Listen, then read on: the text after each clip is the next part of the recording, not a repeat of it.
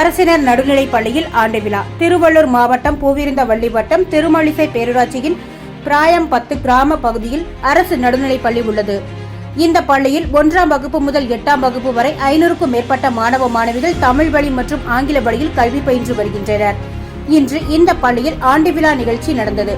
நிகழ்ச்சியில் சிறப்பு அழைப்பாளராக திருமழிசை பேரூராட்சி தலைவர் வு. வடிவேல், துணைத் தலைவர் ஜே. மகாதேவன், திமுக நகர செயலாளர் டி. வே. முனுசாமி மற்றும் வார்டு உறுப்பினர்கள், ஆசிரியர்கள், பள்ளி மாணவ மாணவிகளின் பெற்றோர்கள் மற்றும் பொதுமக்கள் கலந்து கொண்டு விழாவினை சிறப்பித்தனர்.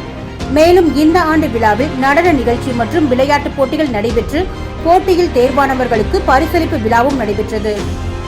சான்றோர் குரல் செய்திகளுக்காக செய்தியாளர் பூபாலன், உடன் செய்தி வாசிப்பாளர் முத்துலட்சுமி. செய்திகளை உடனுக்குடன் தெரிந்து கொள்ள சான்றோர் குரல் பக்கத்தை ஃபாலோ செய்து கொள்ளுங்கள்.